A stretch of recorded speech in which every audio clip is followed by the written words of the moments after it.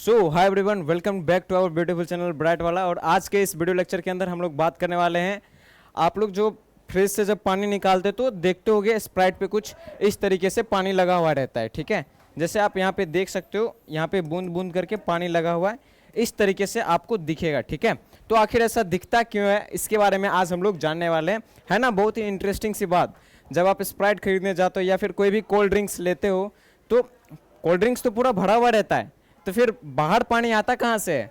अंदर से तो पानी खाली हो नहीं रहा है। ठीक है, कोल्ड ड्रिंक्स के अंदर वाला पानी तो बाहर आ नहीं रहा है, तो बाहर में पानी आता कहाँ से? जनरली आज हम लोग इस चीज़ के बारे में डिस्कशन करने वाले हैं। ठीक है, तो बिना किसी टाइम वेस्ट किए हुए जल्दी से इस वीडियो लेक्चर को स्टार्ट करते हैं और पूरी साइंटिफिक टर्म में जानेंगे। ठीक है, पूरा इसके पीछे का साइंस जानेंगे, आखिर ये होता कैसे है। तो चलिए स्टार्ट करते हैं। तो ये वाला प्रोसेस समझने से पहले आपको एक चीज़ें समझनी पड़ेगी, उसके बाद आपको सारी चीज़ें क्रिस्टल क्लियर हो जाएगी। ठीक है भैया, वो क्या चीज़ें समझनी पड़ेगी पहले वो बताओ। देखो, एक प्रोसेस आपको समझना पड़ेगा, कंडेंसेशन। ठीक है, क्या समझना पड़ेगा आपको? कंडेंसेशन। कंडेंसेशन क्या होता है? ठीक है, कंडेंसेशन पहले आपको समझना पड़ेगा। तो चलो एक बार इसका डेफिनेशन रीड करते हैं। What is condensation? Condensation is the process in which a gas or a vapour change into a liquid state due to cooling. भैया कुछ नहीं समझ में आया, एक बार बताओ। देखो, कंडेंसेशन क्या होता है इसके बारे में बात करते हैं। जब गैसियस स्टेट को हम लोग लिक्विड में कन्वर्ट करते हैं कूल करके, उसी चीज़ को बोला जाता है कंडेंसेशन। ठीक है, सबसे पहले आपको ये बात माननी पड़ेगी, हमारे एटमॉस्फेयर में वाटर वेपर प्रेजेंट होते हैं। ठीक है, वाष्प हमारे एटमॉस्फेयर में प्रेजेंट होते हैं। ठीक है, आखिर भैया ये वाष्प जो होता है ये वाटर वेपर में कैसे प्रेजेंट होता है, वाटर वेपर के फॉर्म में वाटर कैसे प्रेजेंट होता है, ये चीज़ें पहले बताओ। तो देखो, जैसे इसके लिए एक सिंपल सा एक्सपेरिमेंट है। आप क्या करो, गैस स्टोव पे, ठीक है, चूल्हे पे क्या करो, पानी गर्म करो। ठीक है, गर्म करने के बाद क्या होता है, आप जिस बीकर में पानी गर्म कर रहे हो ना, उस बीकर में आपको पानी दिखता ही नहीं है। ठीक है, मतलब वो पानी गया कहाँ गर्म करने पे? वही पानी हमारे कहाँ पे होते हैं? हमारे एटमॉस्फेयर में होते हैं, हमारे वातावरण में आसपास होते हैं। ठीक है, अब आपको भी पता है कोई चीज़ वाष्प में कैसे बनता है, जब उसको हम हीट ज़्यादा देते हैं तभी तो लिक्विड चेंज होता है वाष्प में। क्लियर है? तो क्या ऐसा क्या होता है? ठीक है, तो उसके बारे में आप बात करते हैं। देखिए, जैसे ही हम लोग स्प्राइट को फ्रिज से निकालते हैं, ठीक है, जैसे ही हम लोग फ्रिज से स्प्राइट को निकालते हैं तो क्या होता है उसके बारे में हम जानते हैं अब। ठीक है, स्प्राइट को हमने फ्रिज से निकाला।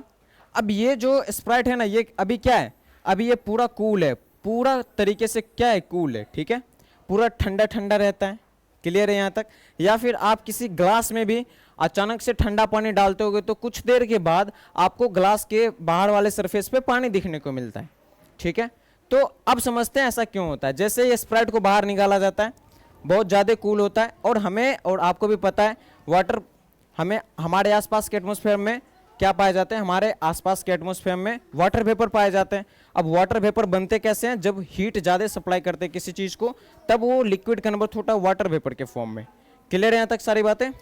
तो जैसे ये स्प्राइट को मैंने बाहर रखा, ठीक है, तो एटमॉस्फेयर में जितने भी वाटर वेपर प्रेजेंट थे, ठीक है, वो सारे वाटर वेपर्स क्या होते हैं, इसका जो कूलिंग होता है ना, इसका जो ठंडा होता है, ये कूलिंग उस वाटर वेपर को हीट करता है। ठीक है, जिसके कारण क्या होता है, वो जो हमारे एटमॉस्फेयर में प्रेजेंट गैस थे, ये गैस कन्वर्ट हो जाता है लिक्विड में। ठीक है, और इस प्रोसेस को बोला जाता है कंडेंसेशन। ठीक है, गैस लिक्विड में कन्वर्ट होता है, कैसे होता है? Due to cooling. अभी अभी हमने ये वाला डिफिनेशन पढ़ा है ना, ड्यू टू कूलिंग। ठीक है, कूलिंग के कारण क्या होते हैं, वाटर वेपर कन्वर्ट होते हैं किस चीज़ में, लिक्विड स्टेट में कन्वर्ट होते हैं जब हम किसी चीज़ को कूल करते हैं। तो क्लियर है यहाँ तक सारी बातें? तो ऐसे करके क्या होते हैं, हमारे एटमॉस्फेयर में जो भी पानी पाए जाते हैं, ठीक है, जो भी वाटर वेपर के फॉर्म में पाए जाते हैं, उसको मिलता है स्प्राइट से कूलिंग मिलता है। ठीक है, स्प्राइट वाला जो ठंडा होता है ना, वो उस वाटर वेपर को हीट करता है, और वो इसी कूलिंग के कारण क्या होता है, वाटर वेपर जो होता है वो फिर से अपना लिक्विड स्टेज में आ जाता है और आपको स्प्राइट की बोतल के आसपास दिखने को मिलता है। ठीक है, या फिर आप किसी ठंडे ग्लास में भी जब पानी रखते हो, ठीक है, ठंडे ग्लास सॉरी एक ग्लास में जब आप ठंडे पानी को रखते हो तो वहाँ पे भी आपको कुछ देर के बाद ग्लास के आउटसाइड सरफेस पे आपको वाटर वेपर दिखते हैं। ठीक है, पानी की कुछ कुछ बूंदें दिखती है, तो वहाँ पे भी क्या हो रहा है, वही हमारे एटमॉस्फेयर में जो भी पाए जा रहे हैं, जितने भी वाटर वेपर पाए जा रहे हैं, ठीक है, ग्लास का जो ठंडा होता है, ठीक है, वही ठंडा क्या होता है, उस वाटर वेपर को हीट करता है। ठीक है, उसके बाद वही जो होता है वाटर वेपर कन्वर्ट हो जाता है हमारा लिक्विड स्टेट में by the help of condensation process.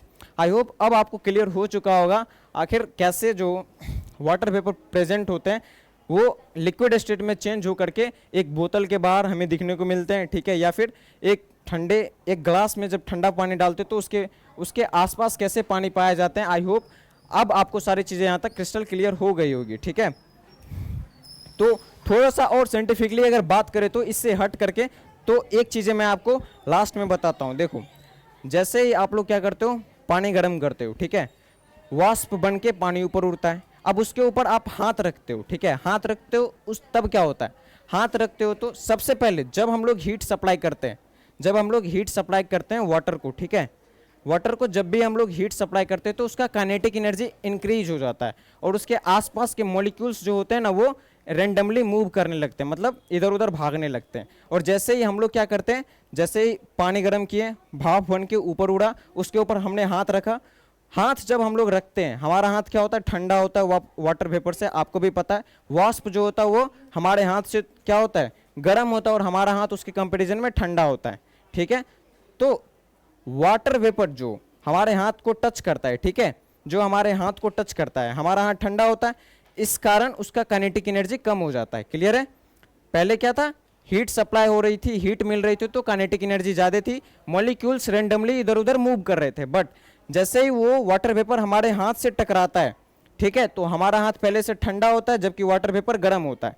तो ठंडा जैसे ही उसको मिलता है ना तो उसका काइनेटिक एनर्जी क्या होता है, उसका काइनेटिक एनर्जी इंक्रीज नहीं होकर डिक्रीज हो जाता है। अब जैसे ही काइनेटिक एनर्जी डिक्रीज हुआ तो क्या होता है, आसपास के मॉलिक्यूल्स एक दूसरे से कनेक्टेड होने लगते हैं, जुड़ने लगते हैं, और यही मॉलिक्यूल्स जो होते हैं ना ये जुड़ करके क्या बना देते हैं, फिर से पानी का बूंद बना देते हैं, जो कि हमें अपने हाथ पे दिखने को मिलता है। जैसे गर्म सब्जी बनता है तो उसके ऊपर हम अपने हाथ रखते हैं तो हमें जो बूंद बूंद दिखता है ना, वो क्यों दिखता है, अब आपको समझ में आ गई होगी। सिमिलरली यही प्रोसेस आपके स्प्राइट वाले के साथ भी होता है और यही कोल्ड ड्रिंक्स वाले के साथ भी होता है।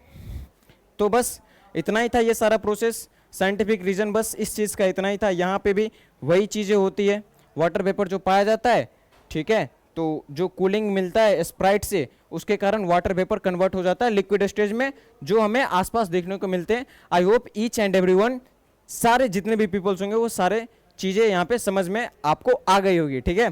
तो इस तरीके का इंटरेस्टिंग वीडियो के लिए आप जुड़े रहे ब्राइट वाला से, आपको रेगुलर मिलता रहेगा, ठीक है। इस तरह का कंटेंट रेगुलर आपको मिलता रहेगा। तब तक के लिए take care, bye bye, good night, फिर मिलेंगे नेक्स्ट वीडियो में।